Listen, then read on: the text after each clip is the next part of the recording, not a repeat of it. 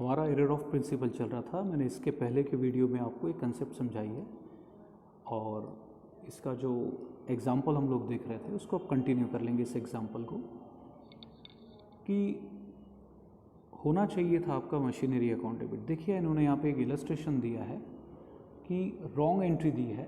आपकी wrong entry क्या होगी वेजेस अकाउंट डेबिट आपने कर दिया टू कैश अकाउंट।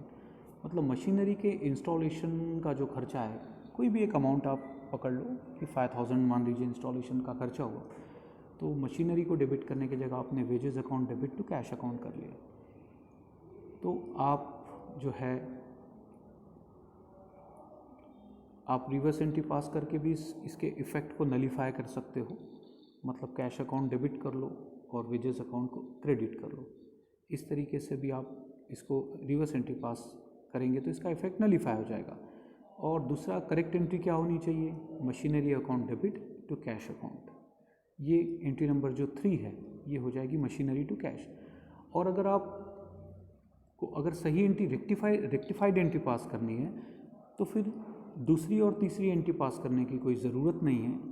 आप डायरेक्टली रेक्टिफिकेशन एंट्री पास कर सकते हो मशीनरी अकाउंट को डेबिट करके और वेजेस अकाउंट को क्रेडिट करके। तो एंट्री जो होगी वो machinery account debit to wages account. इस तरीके से जब हम लोग प्रॉब्लम लेंगे तो ये बात आपको और अच्छे से समझ में आएगी। उसके बाद में सेकंड जो आपको दिया हुआ था example, payment of salary to Ramesh debited to Ramesh account. तो रमेश को डेबिट होगी थी, सैलरी की जगह गलती से रमेश को डेबिट होगी। तो अब रेक्टिफिकेशन एंट्री ऐसी पास होगी उसकी कि आप सैलरी अकाउंट को डेबिट कीजिए और जो रमेश का अकाउंट गलती से डेबिट हुआ था उस रमेश के अकाउंट को आप क्रेडिट कर दोगे।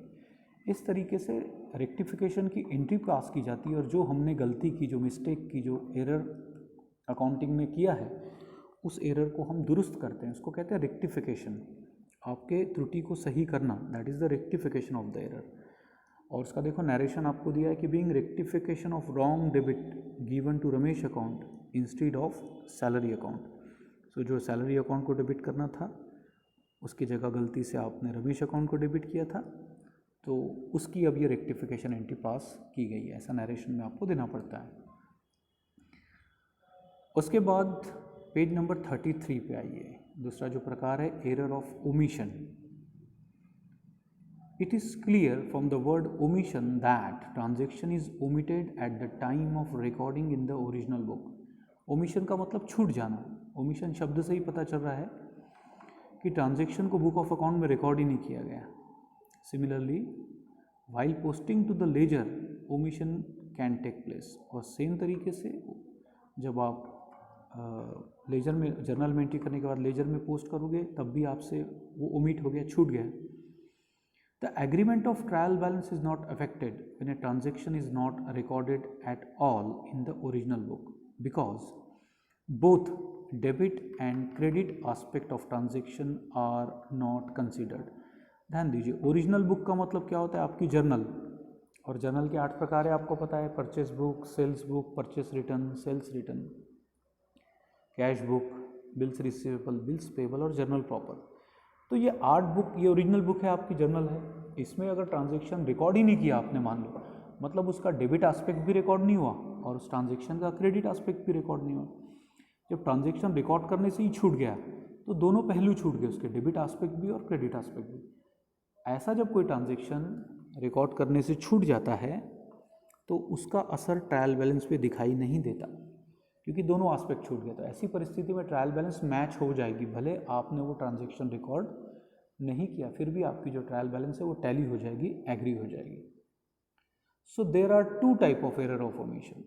एक है कि एरर ऑफ कंप्लीट ओमिशन और एक है एरर ऑफ पार्शियल ओमिशन। इसका फर्क हमें देखने में आएगा, ध्यान दीजिए।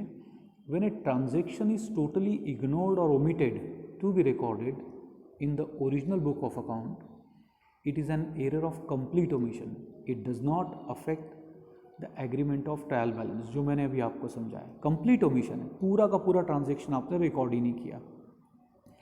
ओके, ऐसी परिस्थिति में आपने मान लीजिए कोई परचेस की एंट्री, मान लीजिए आपने क्रेडिट में परचेस किया है और आपने पूरी की पूरी एंट्री रिकॉर्ड नहीं की, XYZ से परचेज़ किया, परचेज बुक में रिकॉर्ड करना चाहिए था, परचेस अकाउंट डेबिट होना चाहिए था, XYZ का अकाउंट क्रेडिट होना चाहिए था, तो आपने परचेज बुक में रिकॉर्ड ही नहीं किया, उसको रिकॉर्ड ही नहीं किया तो परचेस अकाउंट भी डेबिट नहीं हुआ और XYZ का अकाउंट जो है वो भी क्रेडिट नहीं हुआ। एक कंप्लीट ओमिशन बोलेंगे। तो उसके बाद जो सेकेंड है that is the error of partial omission. When the record of a transaction is partly omitted to be recorded in the original book or not posted to one account in the ledger, it is an error of partial omission. It affect the agreement of trial balance. ये कैसा है? Partial omission का मतलब हुआ कि transaction को आपने original book में तो रिकॉर्ड कर लिया, लेकिन आपने संबंधित जो दूसरा करस्पॉन्डिंग अकाउंट है उसको इफेक्ट नहीं दिया। तो एक अकाउंट डेबिट हो गया मान लीजिए, पर दूसरा अकाउंट क्रेडिट नहीं हुआ। अब इन्होंने जो एग्जाम्पल दिया है एरर ऑफ कंप्लीट ओमिशन का, उसको देखते हैं। Goods worth ₹5,000 purchase from Deepak have not been recorded in the books. और सेकंड जो दिया है sales return from Rohit 500 has been omitted to be recorded in the sales return book. ये एग्जाम्पल उन्होंने दिए हैं कंप्लीट ओमिशन के, दोनों एग्जाम्पल है कि आपने दीपक से परचेज किया लेकिन रिकॉर्ड ही नहीं किया। अब रिकॉर्ड नहीं किया तो कोई बात नहीं, अब आपको एंट्री कैसे, रेक्टिफिकेशन एंट्री कैसे पास करनी पड़ेगी? परचेस अकाउंट को डेबिट करोगे, जर्नल प्रॉपर में एंट्री पास करोगे, परचेस अकाउंट डेबिट और दीपक का अकाउंट जो है वो क्रेडिट करोगे। Being rectification of purchase from Deepak is not recorded in the book. उसकी दीपक से जो परचेज किया, जिसकी एंट्री आपने अपने परचेज बुक में नहीं की थी, उसको अब आपने उसकी रेक्टिफिकेशन एंट्री पास की। उसके बाद में जो दूसरा था वो भी कंप्लीट ओमिशन का ही एग्जाम्पल है। Sales return from Rohit 500 has been omitted to be recorded. So Rohit ने सेल्स रिटर्न किया, वो भी हमने रिकॉर्ड नहीं किया, तो उसको भी रिकॉर्ड करने का तरीका सेल्स रिटर्न अकाउंट डेबिट होगा और रोहित का अकाउंट जो है वो क्रेडिट होगा। ये जो एग्जाम्पल थे, दोनों एग्जाम्पल ये कंप्लीट ओमिशन के थे कि पूरा ट्रांजेक्शन ही आपने रिकॉर्ड नहीं किया। अब एरर ऑफ पार्शियल ओमिशन का एग्जांपल देखिए कि rent paid ₹500 recorded in cash book correctly but remain to be posted to rent account. So no journal entry is required, only rent account should be debited by ₹500। थोड़ा ध्यान दीजिए, आपने ₹500 का rent paid किया, ₹500 rent paid किया, तो ये transaction आपको पता है कि ये ट्रांजेक्शन रिकॉर्ड होगा आपके सब्सिडियरी बुक में, कैश बुक में रिकॉर्ड होगा। कैश बुक के पेमेंट साइड में बाय रेंट के नाम से आप पेमेंट दिखाओगे, तो कैश बुक में ट्रांजैक्शन रिकॉर्ड हुआ तो कैश बुक में तो रिकॉर्ड हो गया, लेकिन रेंट अकाउंट के डेबिट में जाके रेंट अकाउंट को डेबिट नहीं किया गया। ओके, तो जब ऐसी परिस्थिति में ट्रायल बैलेंस मैच नहीं होगी। क्यों? क्योंकि एक अकाउंट क्रेडिट हो चुका, आपने एक अकाउंट को क्रेडिट किया लेकिन संबंधित दूसरे अकाउंट को, करस्पॉन्डिंग दूसरे अकाउंट को डेबिट नहीं किया, तो डेफिनेटली ट्रायल बैलेंस मैच नहीं होगी और फिर आपको पता चलेगा कि कुछ ना कुछ आपसे गलती हुई है। फिर आप जाकर चेक करोगे और आपको जब पता चलेगा कि आपने ये एंट्री जो है वो रेंट अकाउंट के डेबिट में नहीं पास की है, तो ऐसी परिस्थिति में आप जाके सिंपली रेंट अकाउंट के डेबिट में टू कैश लिखकर 500 से रेंट अकाउंट को डेबिट कर सकते हो। इसकी मेथड और एक भी है कि वो आगे मैं जब आपको एक्चुअल प्रॉब्लम्स लूँगा तब आपको और भी कई बातें इंपॉर्टेंट जो है वो क्लासरूम में बता पाऊँगा, क्योंकि बोर्ड पे काफ़ी चीज़ें एक्सप्लेन करनी पड़ती है। कि इसमें भी दो संभावनाएं रहती है, पॉसिबिलिटीज़। एक तो आप जो ट्रायल बैलेंस का जो डिफरेंस है वो सस्पेंस अकाउंट को डाल चुके हो, और एक पॉसिबिलिटी कि आपने जो डिफरेंस है, ट्रायल बैलेंस जब मैच नहीं होती है तो जो अंतर होता है, जो डिफरेंस होता है, that is put to the suspense account.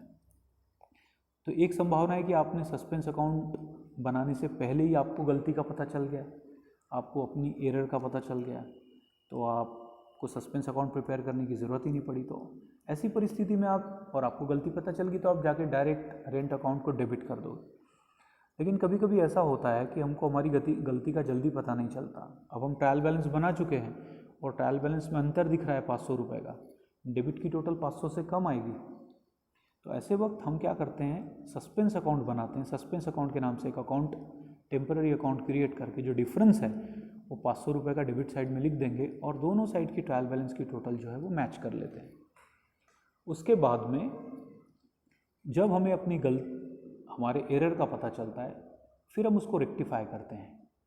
ऐसे वक्त फिर वो एंट्री जो है वो जर्नल जो प्रॉपर है आपकी, उसमें एंट्री होती है कि ऐसे वक्त आप रेंट अकाउंट डेबिट करते हो टू सस्पेंस अकाउंट क्रेडिट। तो rent account to suspense account ऐसी एंट्री होती है। तो ये एंट्री मैं आपको प्रैक्टिकली बोर्ड पे ज़्यादा अच्छी तरीके से एक्सप्लेन करूँगा जब कभी आप जो हमारी ऑनलाइन क्लासेस, मतलब जब ऑफलाइन कॉलेज में क्लासेस स्टार्ट होंगी। तो ये आपके दो एरर्स थे, एरर ऑफ प्रिंसिपल और एरर ऑफ ओमिशन। आगे के जो एरर है, एरर ऑफ कमीशन है और कंपनसेटिंग एरर है। इन एरर को हम आगे के वीडियो में फिर कवर करेंगे। Okay, thank you.